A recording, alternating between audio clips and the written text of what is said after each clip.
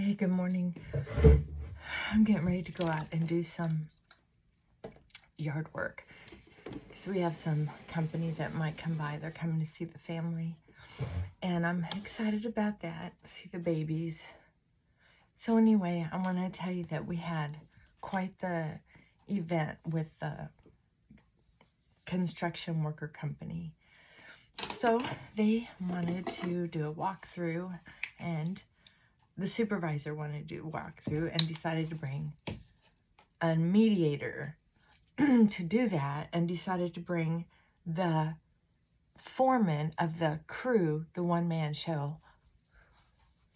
So it was those two. So it ended up being two guys, the mediator and the crew foreman, who was terrible at communicating, of letting me know when someone was coming, why there were delays, why they didn't do certain things.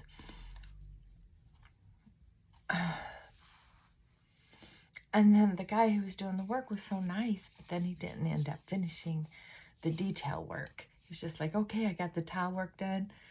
He got everything up to the tile work and the paint done, and then he was finished. He didn't do the trim. He didn't put up the towel rack bars or the toilet paper rack bars or the cabinet that went on the wall, things like that. But when he was done, I was just like, good, see ya. I'll hire someone to do the other, even though I paid to. Hold on. Are you okay? Yeah, I got it. Okay. Oh, wow. Okay.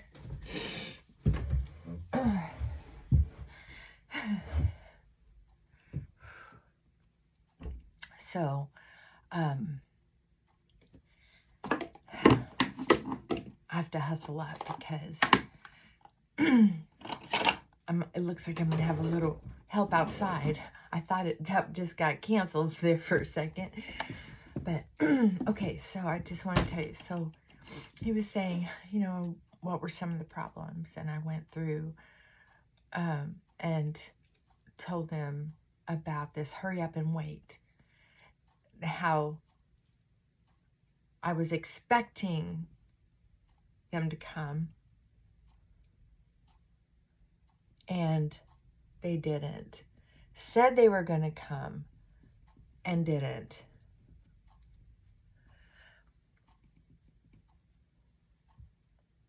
So, and that it was supposed to be a 2-week job.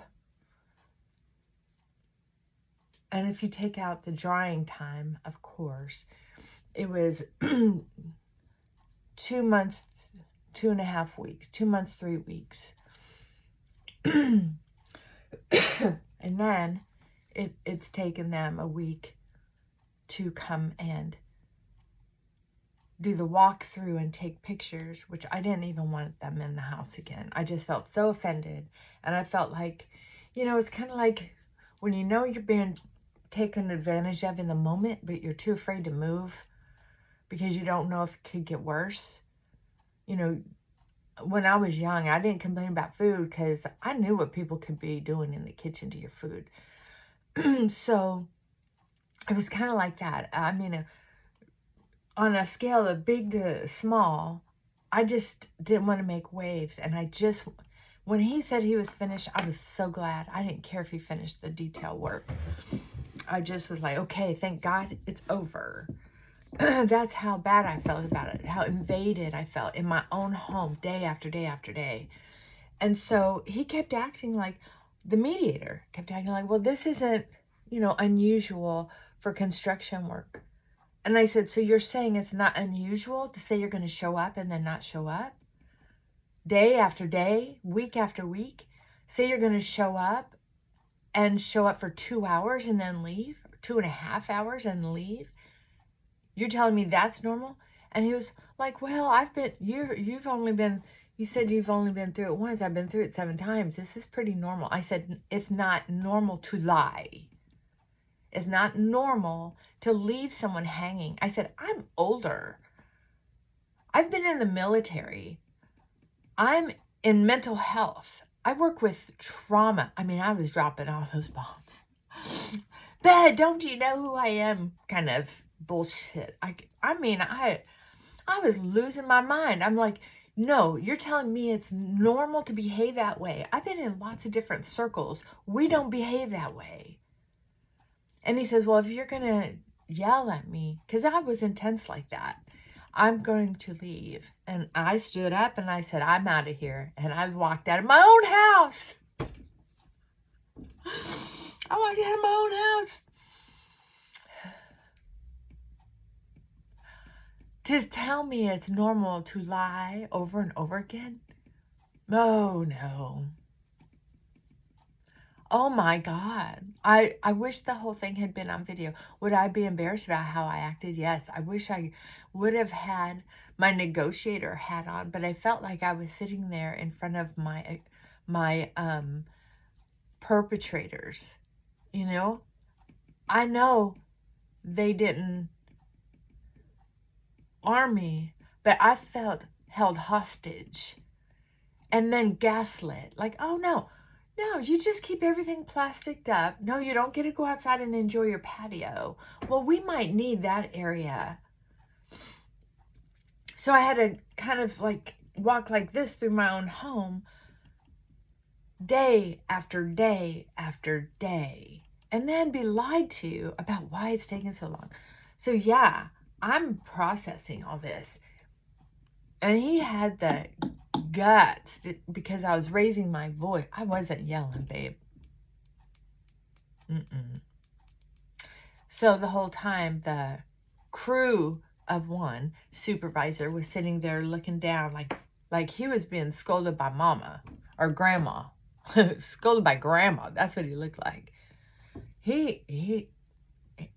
Had he looked arrogant for 1 second, I would have kicked him out of my house instead of leaving my own house. So my spouse was in there on this sofa, and I don't know, they ended up entertaining each other for a little while. They were discussing some things, so evidently now, after I did not want them back in the house, and I wanted them to refund the change order instead, which I was ready to just get out of my house. But instead, they're going to come back. They decided on 3 days. And weirdly and thankfully, my spouse said he's going to try to get it on Mondays and Fridays, where I'm more flexible with my work.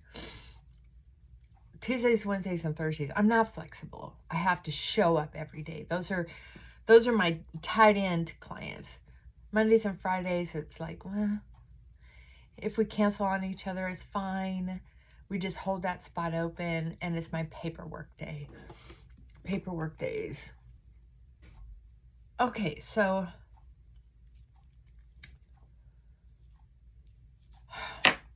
I don't know how much of that is true because my spouse doesn't have the retention of details, and he can't not fabricate different scenarios in his head and have it come out as true. He can't help but hold in information that might be important. It's just his part of his PTSD, personality change that came with his traumas. So we'll just have to see what rolls out. I just know that I don't want them in the house when I'm trying to work. And I said, if it's just 3 days, okay, fine. He told me this, so I don't know how much of it's true. We'll just have to see. I'll keep you posted on that. But I want you to know that I'm still alive. So I got to my doctor and we talked about my high blood pressure. He's going to give me an as needed blood pressure, and he's also talked to me about being very consistent with my blood pressure med and quit taking it so lightly. Quit missing doses and thinking it's okay. I'm just so healthy normally that if I miss a dose, like I'll go to bed and I'll think, I missed it. I forgot it. I don't want to get back out of bed. My bed's so comfy. No, I'm just going to go to sleep. He's like, don't do that. Get up, take it. Okay. And you know, I would tell that to my clients. And I love my doctor because he says stuff like that. He goes, you know, if you had a client that wasn't taking their medication like that, you wouldn't be very happy. But you're right. Fine. Fine. So, and also, I guess I was taking my blood pressure wrong. And he wants me to start taking it right so we can start taking, I guess I've been taking, I don't like the noise of the Velcro of the one on the arm. So I've been using the one for the wrist, which also has Velcro, but it's a smaller piece of Velcro. And so it doesn't have that same sound. I'm very sensitive to light, sound, touch, very sensitive to sound. So anyway, I thought I would try the smaller wrist one, which is so much, I like it so much better. But evidently you're supposed to, excuse me, hold it up to your chest or your heart, kind of aim for that area when you're using it. I didn't know that. I guess I didn't read the instructions. I'm sorry. So, but it was, and it was high when I was in there. I had just had that meeting that morning, and so I was still pretty worked up, I guess you could say. And so he was like, "Oh, your blood pressure's a little high," which isn't unusual. You know, you get that white coat syndrome, but I like my doc. I call him a doc, but PA. They might as well be a doctor. I mean, they do about as much as any GP does. I don't know why they don't just get them licensed so they can make the money they deserve.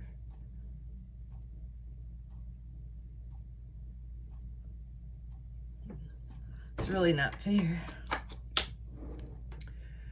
All right, so I am going to cut down to 1 cup of coffee and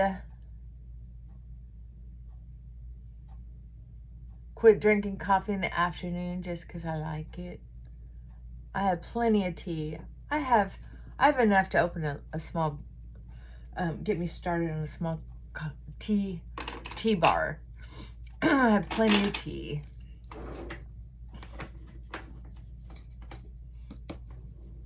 Plenty of tea.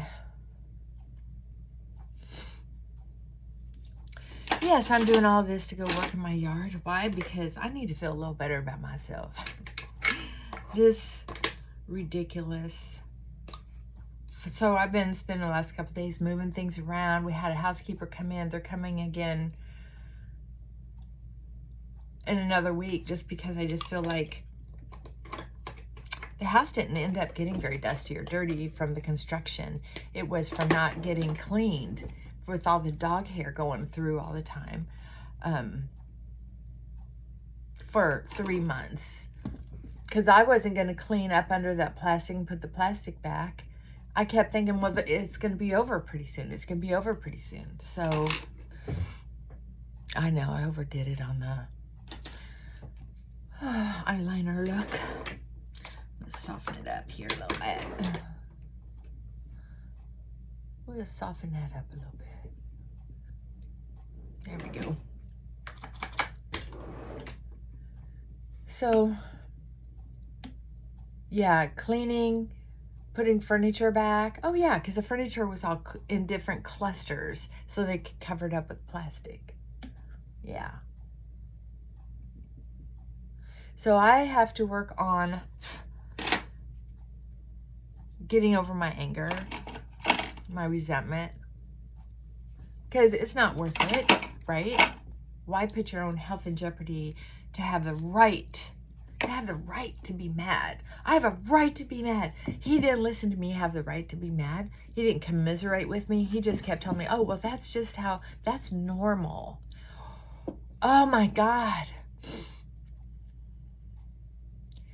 Gaslighting, you know, and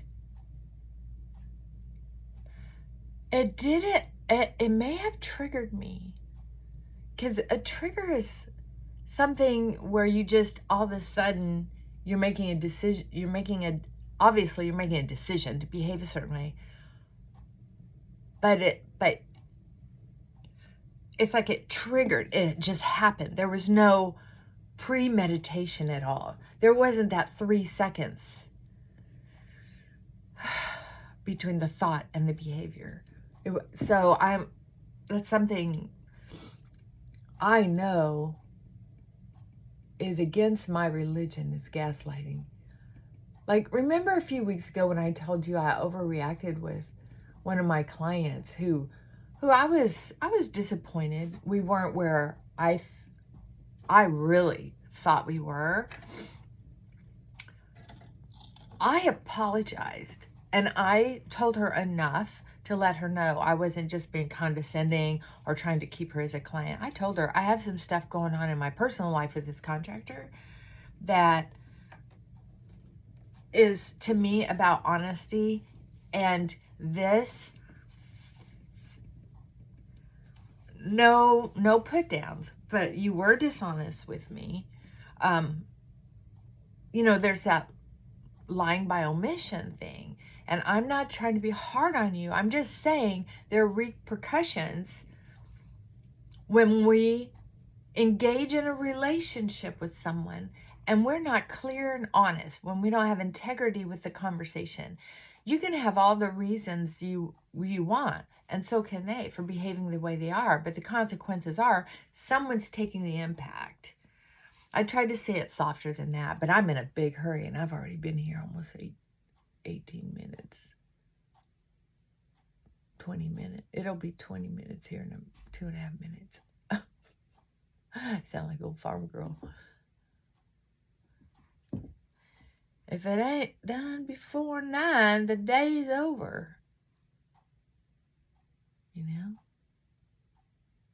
Regular work gets done before 9. All the extra fun stuff or challenges come after the chores are done. All right, I'm good. I've got stuff to do.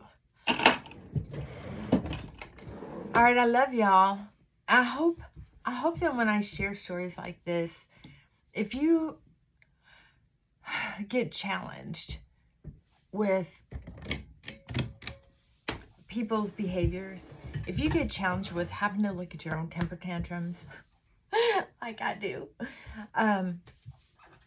it's wise to take a minute when you can, when you calm down enough, to think about the ramifications. If you've been out of line, if you've hurt someone, if you owe an apology.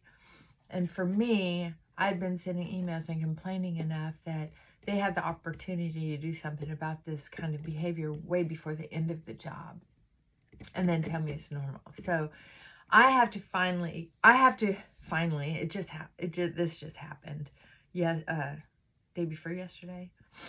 So then yesterday I was so busy I couldn't get on here to give you an update. I was dying to, but I got to run and get some things done. But anyway, self-reflection is good. But at some point, the bottom line is to work on how are you going to let go of anger. It's not about forgiveness. It's about letting go. Not about forgiveness. It's about letting go. Yeah. There are some people who I have hurt, and there are some people who have hurt me. And forgiveness, for me to be forgiven for some of the things I did, that don't forgive. Just find a way to let go and save yourself from being hurt more. That's all. And that's how I feel when someone hurts me, is I have some decisions to make. Not making a decision is making a decision. And then moving on in a way that is self-respectful.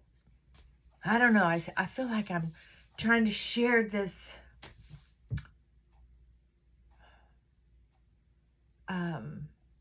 deep words of wisdom, but it's not coming across as deeply as I'm feeling it. Probably because I'm very emotional. The fact that when we're not heard, when we're discounted, when we're told, oh, this is normal, these are all behaviors that are usually preludes to something serious going down, to be hurt. You know what I mean, if you know what I mean. So it was just like, when he said this is normal, for like the second time, when I kept telling him things that they're not acceptable. It didn't show integrity. It didn't show honor to the person. It didn't show respect.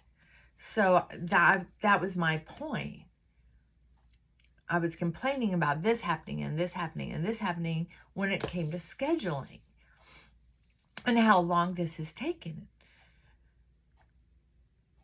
Oh my gosh, those answers were so slimy coming. Maybe it was because it was coming from him. He was way too calm, way too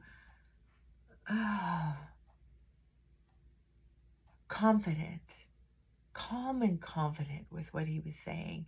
He had his legs open, and he, was writing on something on the table, and he looked relaxed, and he was like, well, that's normal for this kind of work. Well, that's just a misunderstanding. I just was like, dude, I don't know what this, I didn't say it, but this is what I'm saying, is this energy does not need to be in my home. So anyway, the 3 days, if this is true, I haven't gotten an email from them, so they must have decided to put their focus on my spouse. So I haven't heard from my insurance agent. I am done. I thought he was such a good guy, and he's saying he doesn't get my emails. Yeah, I don't know what's going on with that. So I'll think about that before I go up his chain and start yanking. And I guess maybe that's something I should have done a long time ago. Did I get fooled by his sweet, oh, I will talk to them. You can call me anytime and I'll be a mediator between you and them. And so then I started getting sporadic text messages at that last 2 weeks, where they decided to do the job. They weren't always right. That's for sure. But I don't know. What a racket. Constructors used to have to get bids and have to, show their personality for a job so that it would be a good match, hopefully. Because it's always stressful to work together on building something, maybe even, especially because it's a stranger. But they're so arrogant now. They know that, well, most people don't show up. Most people don't want to work. They'll work a day and never show up again. Or they'll take your money for supplies and then never show up again. I mean, the construction of any kind is really shady now. Even someone to mow your yard or pull weeds, it's been very difficult to find people. So it's kind of like, well, this is normal. It's like, oh, I don't like this normal. Elon Musk said something in a little clip about some people are too old. If you're too old or too young, it's hard for you to make decisions or judgments about what's going on in the current real world. So they're not going to be good decision makers or opinion takers. So it's the people who are in that age bracket, like these construction workers, where they're like, yeah, this is normal. So everybody else has to get rid of it or get used to it being normal. So they'll know when it happens to them. Yeah, this is normal. Yeah, the old people are just so set in their old ways that that's where their judgments come from. You know what? I hear you. I hear you. But I'm right. All right. Okay, you guys. I love you. I gotta get off before I make a real fool of myself. I'm gonna go check my blood pressure. Oh, and the vision thing. So that's why I thought I had a mini stroke, is because my eyes did a kind of a low, like when there's low lightning in the sky. It was like low lightning going on. And then it was like the vision crossed. And I got kind of dizzy and nauseous. And that lasted off and on for a couple days. So I thought I had a mini stroke. Well, when I Googled it, once they pass, there's not a lot. I didn't see a lot they could do. So anyway, I was praying about it and just trying to stay calm about it and trying to decide what I wanted to do about it. And made a doctor's appointment, went in, and he said he didn't think I had a mini stroke at all. And he doesn't think I'm going to have a stroke if I take my blood pressure med. He said what I did with the vision was that I wasn't taking my blood pressure, so when the blood rushes through, it can damage the blood vessels in the eyes. I don't know. I'm probably not saying it right. And it can cause some permanent damage. And I already have a lot of floaters, so, you know, how much worse do I want to see? So that's another great reason to take my blood pressure medicine. All right. So that was a relief. All right. Hypochondriac, and I'm too old. And I'm undisciplined on taking my medication. I still haven't wrapped my mind around that I'm so old, so decrepit, that I have to take high blood pressure meds. And I always supported other people taking it, but for some reason, I'm supposed to be the superhero that can take it. I can take your pain, I can help you, but it's hard for me to do it for myself. I don't know. I need to take a vacation. I need to. I got to think about that while I'm working in the yard. Uh-oh, it's been about a half an hour. Oops. Okay, love you. Bye for now.